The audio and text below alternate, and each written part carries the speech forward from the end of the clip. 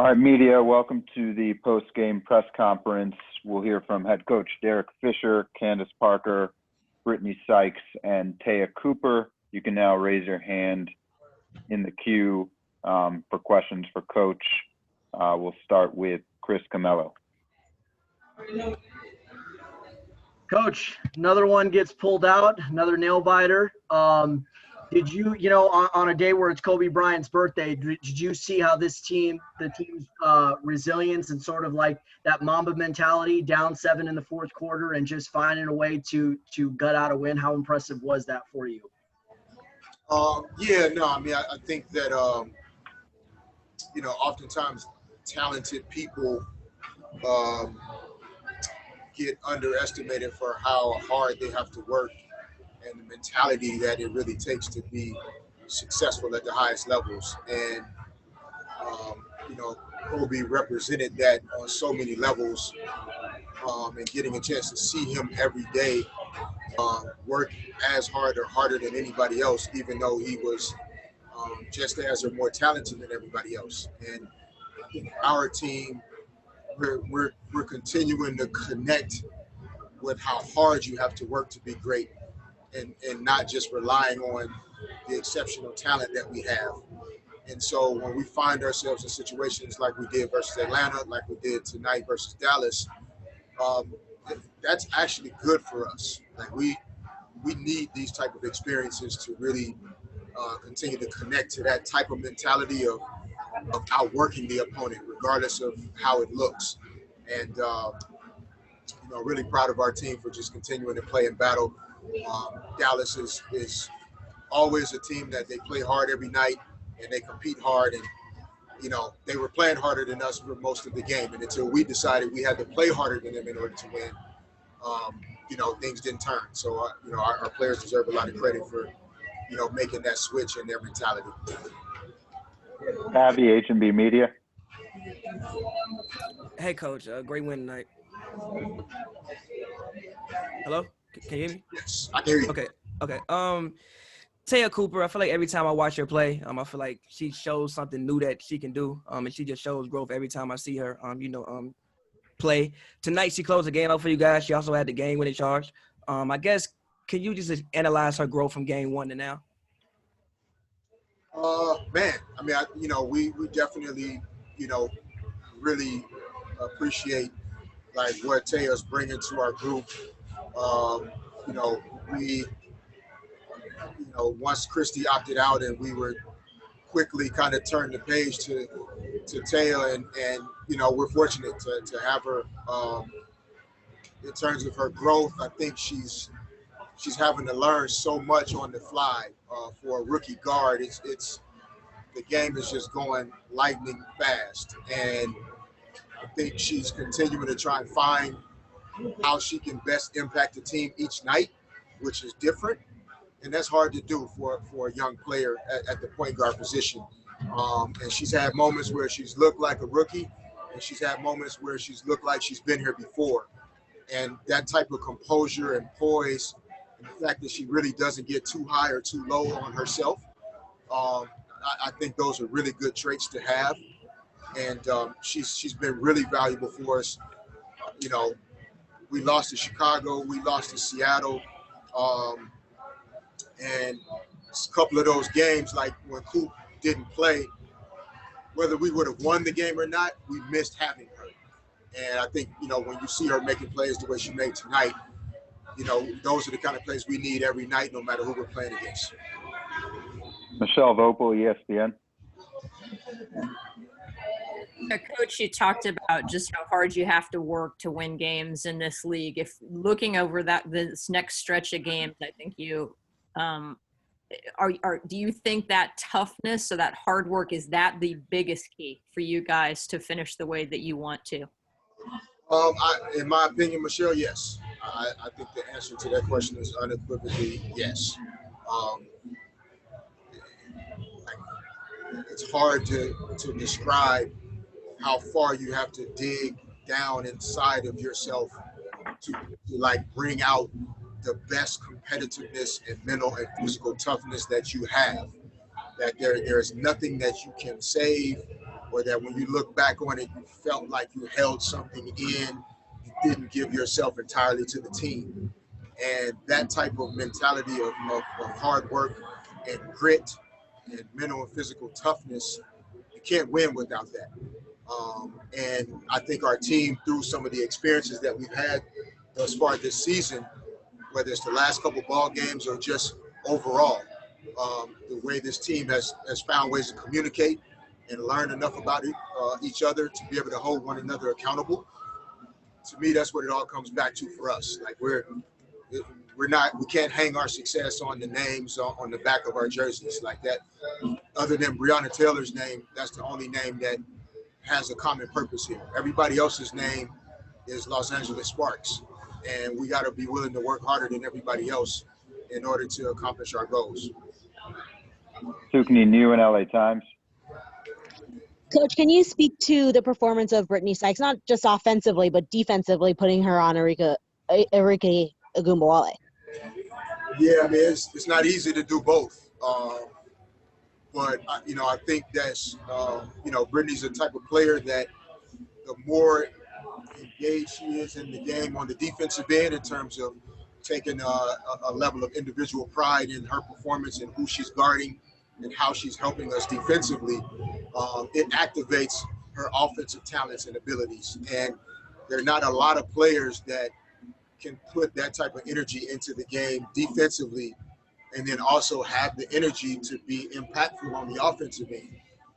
That speaks to a lot to the type of condition that Brittney's in, and also mentally being strong enough to be able to do both. And so we would not have been able to pull this game out without her offensive production, but also without her making Arike work hard for everything that she was able to get. We definitely would not have been able to win this game today. Last question for Coach Adam Grossbart, LA Daily News. Hey, Derek. Bench today went 3 for 13 from the field. Obviously, they did other things to contribute to the game. Riquna has to miss some time investments to get that unit going offensively. Adam, can you ask that one more time? You're kind of breaking up. No problem. The bench went 3 for 13 from the field today. If Riquna has to miss some more time, what do you need to do to get that unit going offensively? Good question. I think that it'll be by committee offensively, but in my experience, right, for a second unit, a bench unit, everybody doesn't have a Riquna Williams to begin with. So typically for your bench unit, it's defensive activity, intensity, and energy, creating turnovers, getting out into the open floor, right? Because typically it's younger players, Cooper, Anigwe, coming up into the game, Gulich, Rashonda Gray, etc., energy players. Now TRP is coming off the bench. She brings energy, intensity. So those things have to be there. And then the offense, and part of it is my job, right, to make sure that in that unit, instead of being able to rely on Riquana's offensive abilities solely, we have to execute better in that group. And our offense and what we're running has to create the shot and the good opportunities, as opposed to being able to, if that ball finds its way to Riquna, her shot making sometimes moves the shot clock. I mean, not the shot clock, but the score clock in our favor. But we have to really execute at a high level offensively in order for that bench unit to help us offensively. And so part of that is me helping them understand what they can run to be impactful and helpful. And we'll try to figure that out over the next couple of days, assuming Riquana's out longer than that. But like we talked about earlier, we feel good about her returning soon, but hopefully in the next 24, 48 hours, we'll be able to speak to that in more certain terms. Thanks, Coach. All right, thanks, everybody. All right, questions for Brittney Sykes. We'll start with John W. Davis. Sasson Sykes, how you feeling? I'm saying? Yeah, sprinkle it in there. So how do you feel after a game when you were tasked with guarding the leading scorer in the league? She gets 20, but then you get 23 and you help this team get this win. How do you feel about that contribution? I feel great. I look forward to this game. I look forward to every game with what defensive assignments I had. I looked at the schedule, We had Atlanta, and then we had Dallas right back to back. So I knew looking and coming into this game, I knew we had to limit the amount of offense that Enrique normally gets in a game, and I took that as a big deal. And I wanted to make sure that I was there for my teammates. My teammates were there for me. And like you said, she only got 20, but Enrique is a great scorer. So, you know, with a great scorer that she is, she's going to get hers. We just have to limit how much and when she gets hers. David Yapkowitz, next hoops. Hey, Brittney, you know, just kind of following up on that a little bit. You know, when you're going up against a great scorer like Enrique, you know, how do you make things difficult for her? You know, how do you make it so that, you know, she doesn't quite get her shots off as comfortably, you know, as she'd like? Well, I mean, you literally just answered you answered the question. I just wanted to make her uncomfortable, make her think about what she had to do. And just for me, I like to dictate what the offense can do. So if I'm at the top of the key, the team, we're all going to flow together, but I'm at the point of that attack. So that's what we work on a lot, just point of attack and making sure if we know that they like to go right, let's not have them go right 100% of the time during the game. Let's get them going left. Let's get them going on their offhand. Let's get them doing things that they don't normally do to get the buckets that they want to get. Adam Grossbart, LA Daily News. Brittney, similarly, just like when you see that you have this type of matchup coming up, how does that kind of affect your competitive juices going into the game? Oh, I love it. You can ask anybody on my team. You can ask Coach T. You can ask Fish. You can ask anybody. I look forward to these matchups. It's a challenge, and I'm a competitor. And I've gone against competitors my whole career. And now that I get the chance to defend them for, you know, however long I'm on that court, I take it. I like it because I know what they got to guard at the other end, not just in me, but in all my teammates. So if we get you out on the defensive end, we know we got it on the offensive end. Last question, Chris Camello. Hey, Brittney, heck of a performance, both ends of the ball. What was working offensively? Because you and Candace were leading the charge for the majority of the game. So, I mean, what was obviously we knew what to expect on the defensive end. I mean, that's your calling card. But offensively, I mean, you were very aggressive, very assertive. What did you see that was working for you? Well, I mean, you know, my teammates have been getting on me, and I finally opened up my ears and, you know, just to be aggressive, stay aggressive. And that's on both ends of the floor, right? And then we get into the game and, you know, you feel it out. And now that I start, I can kind of fill out the game a little quicker than coming off the bench. But either way, you know, the lanes were there, back doors were there. And, you know, it gets to a point where in your career, we've been playing against these teams for X amount of years. It's been my fourth year. It's, I don't know, my umpteenth time playing Dallas. I know what I can get against them. And, you know, if there are new openings for offensive prowling, then so be it. But if I know what I can do, I just do it to the best of my ability. Thank you, Brittney. Thanks, E. Have a good night. We'll start with Pavi with H&B Media. Hey, Taya, you had a lot of, you know, big plays down the stretch. You know, you had the charge, you had those free throws to kind of ice the game. You hit the big three, I guess. Can you just talk about the coach, with the trust that coach has in you, you know, as a rookie, and just how that makes you feel? I feel like love, you know, like that's just, it's a great feeling. I mean, from the coach to all 12 players, just believing in me and trusting me and encouraging me that they're going to need me in those big moments down the stretch. So that was just a wonderful feeling. Chris Camello. Ted, just kind of walk me through that final possession, those final seconds with Enrique and drawing that charge. What was your plan, if there was one? There wasn't really no plan. You know, we all had to lock down individually and do our job. And if we was going to do something, we needed to call it early and communicate. So I seen her coming down. My man was setting the screen on Slim, and I knew I had to switch off. And as soon as she put that arm up, I fell. I knew it was coming up. That's one of her signature buzzer beaters, so I knew it was coming.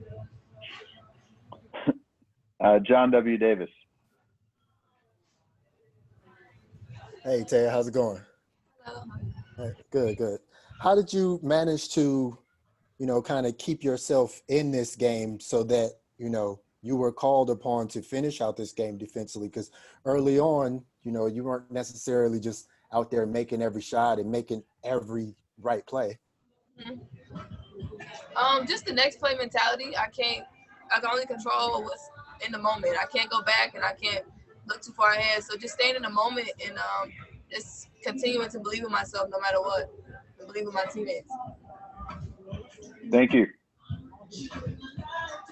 That's it. Thank you. All right, we'll start with Tukni New and LA Times.